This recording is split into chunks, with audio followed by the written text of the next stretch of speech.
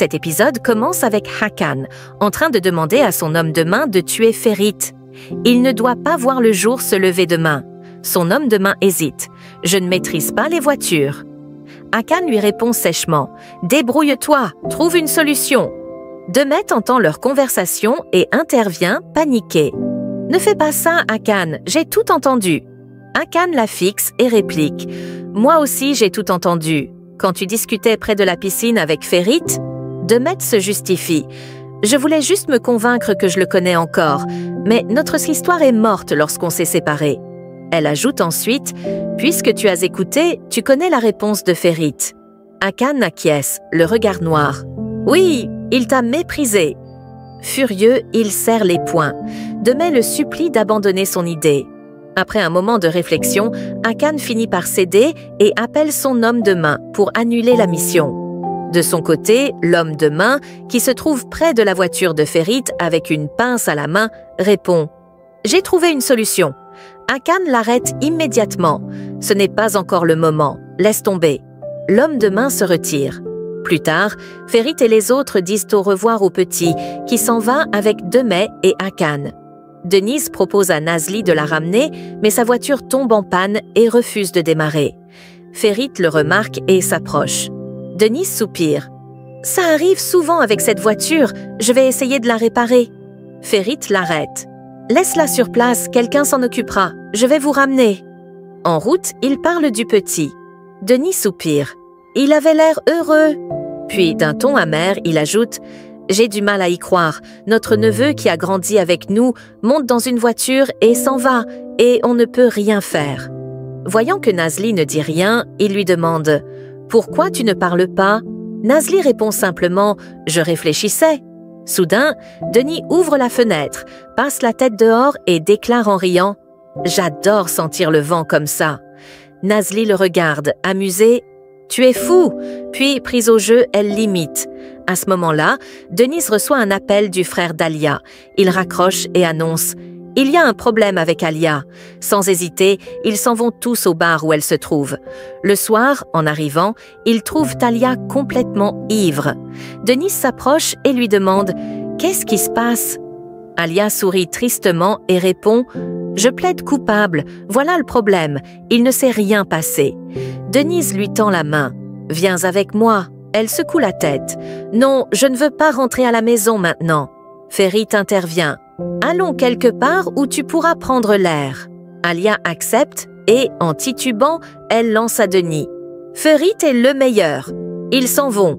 De son côté, Hakan rencontre ses partenaires et déclare « Nous devons augmenter les exportations. » L'un d'eux répond « On sait que tu as besoin d'argent. Ne t'inquiète pas, on réussira notre nouveau contrat avec l'aide de Dieu. » Ils ouvrent un carton de biscuits, mais en sortent en réalité un vin de qualité supérieure pour trinquer. Pendant ce temps, Alia semble aller mieux. « Je suis désolée, j'ai tendance à dire trop de bêtises quand je bois. » Denis secoue la tête. « Tu te trompes, ce genre de comportement t'arrive de plus en plus souvent. » Nazli, voulant détendre l'atmosphère, change de sujet et désigne la nourriture qu'Alia mange. « Ça a l'air bon, je peux goûter ?» Alia acquiesce. Nazli prend une bouchée et s'exclame « C'est délicieux, je vais aller en acheter !» Denise décide de l'accompagner. Alia les regarde s'éloigner, pensive. Puis, elle se tourne vers Ferit et lui demande de s'asseoir près d'elle. « Je sais que tu es amoureux de Nazli. » Ferit, impassible, répond « Je vois que tu n'es pas encore tout à fait sobre. » Alia insiste. « Je suis totalement moi-même. Et je vais te dire une chose. Nazli ne voit en Denis qu'un ami. Alors ne sois pas jaloux pour rien. » Ferit se lève, agacé. « Je vais y aller. » Alia soupire. « Vous êtes tous pareils. Dès qu'on vous dit la vérité, vous fuyez. » Denise et Nazli reviennent à ce moment-là, savourant leur nourriture. De son côté, Hakan termine sa réunion et demande à son homme de main. « Tu penses que notre partenaire pourra gérer cette grosse affaire ?»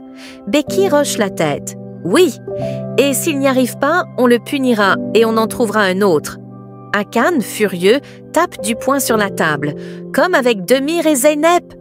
Vous avez failli tuer le petit. » Bekir, déconcerté, balbutie. « Je suis désolé, je ne savais pas qu'il était dans la voiture. » Hakan gronde. « Tu étais censé le savoir.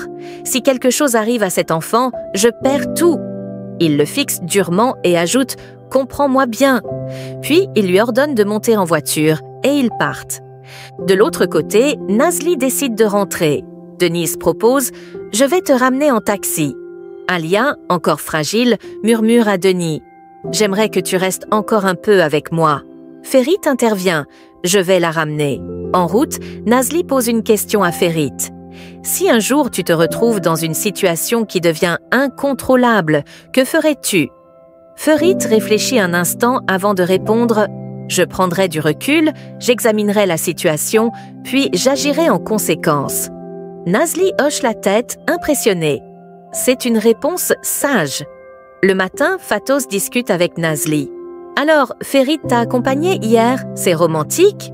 Nazli sourit et répond « On est juste allé voir Alia, elle ne se sentait pas bien. Et puis, je ne pouvais pas rentrer à pied. » Fatos lui lance un regard malicieux. « Bon, au moins, tu as compris que Denis n'est qu'un ami, je ne parlerai plus de lui. » Puis elle ajoute avec un sourire en coin « Mais moi, je sais que tu aimes Ferit. » Nazli lève les yeux au ciel. « Arrête de dire n'importe quoi. Ferit est mon patron et Denise est mon ami, c'est tout. » À ce moment-là, Asuman entre dans la pièce. Nazli lui tend son téléphone. « Je ne veux plus le voir. » Puis, réalisant qu'elle est en retard, elle s'empresse de partir travailler, une fois de plus sans manger. Une fois sur place, elle croise Ferit et le salue. « Tu ne vas pas au travail aujourd'hui ?» Ferit, légèrement en retard, répond « Si, j'y vais, je suis juste un peu en retard. » Nazli le taquine. « Depuis que je travaille ici, je ne t'ai jamais vu arriver en retard. » Ferit se met soudain à éternuer. Nazli fronce les sourcils. « Tu es malade !» Ferit secoue la tête. « Non, pas du tout !» Nazli insiste. « Tu devrais te reposer, je vais te préparer de l'eau chaude et un bouillon de poulet. » Ferit, agacé, répond « Je vais bien, je n'ai pas besoin de ça. » Et il s'en va au travail. Mais Nazli décide tout de même de préparer le bouillon, puisqu'elle a déjà du poulet et des citrons. De son côté, Ferit ne cesse de tousser. Denis, inquiet, lui demande « Tu es sûr que ça va ?» « Ouais, ça va », répond Ferit en minimisant la situation. Ils se rendent ensuite voir la voiture de Denis en panne. Le mécanicien leur annonce « Elle sera prête demain ». Denis est satisfait, mais son regard se pose sur une voiture couverte. « C'est quoi ça ?» Ferit répond, le regard grave. « C'est la voiture de l'accident. Je voulais qu'un technicien l'examine. » Il sort alors quelques objets retrouvés à l'intérieur et les remet à Denis.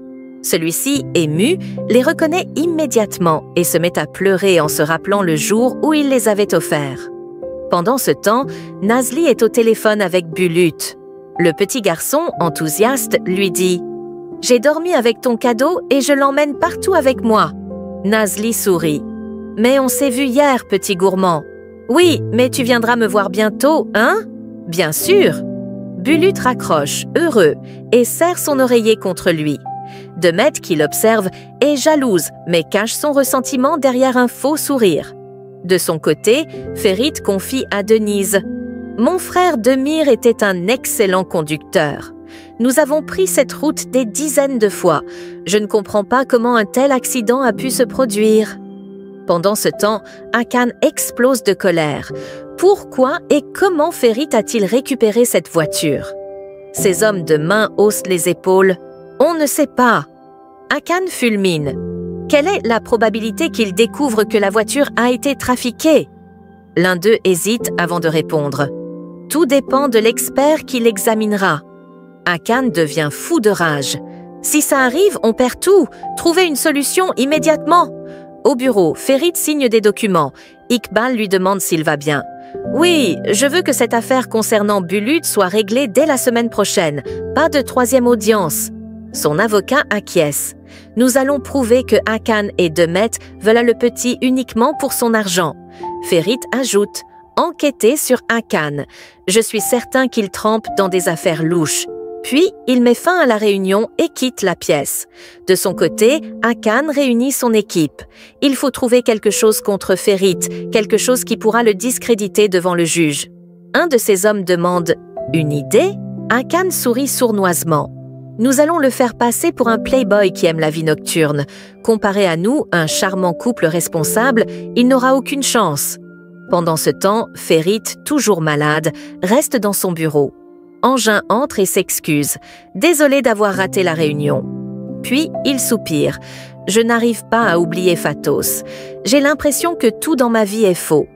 Ferit lui conseille « Rentre chez toi te reposer. Tu y verras plus clair demain. » Engin secoue la tête. « Non, je vais aller chez Denis. » Ferit, lui, déclare qu'il a quelque chose à faire et quitte le bureau. Pendant ce temps, Nazli tombe sur des photos de Ferit plus jeune et les observe avec attention. De son côté, Engin, chez Denise, se plaint des femmes. « Elles sont toutes pareilles. Cette fille m'a menti. Je vais finir comme Ferit. » Denise le taquine. « Pourquoi tu ne parles pas à Nazli ?» Engin refuse catégoriquement. « Non, elle est toujours en groupe. Tout le monde m'a menti. Nazli, Asuman, Alia. Même Tariq est devenu le chef de leur petit groupe. » Il s'affale sur le canapé, visiblement agacé par la tournure des événements. Denise éclate de rire et propose « Tu devrais les convoquer tous, alors. » Quelques heures plus tard, Asuman, Alia et Tariq sont réunis. Engin, les bras croisés, prend la parole avec un ton solennel. « Je ne veux pas écouter vos excuses. On passe directement à la sentence. » Exclamation pointe Asuman, lève les yeux au ciel. « Tu veux nous punir alors que la vraie coupable est tranquillement à la maison, en train de manger des cerises et de regarder des films à la télé ?» Denis, fatigué de toute cette histoire, intervient. « Écoute, Engin, elle regrette de t'avoir menti. » Les filles acquiescent aussitôt en hochant la tête d'un air penaud. Après un long débat animé, Alia finit par prendre la parole. « Engin, pardonne-nous. On n'a jamais voulu te blesser. Et puis, Fatos est une belle personne, tu le sais bien. » Engin les regarde un instant, puis soupire profondément, visiblement tiraillé entre sa colère et son affection pour eux.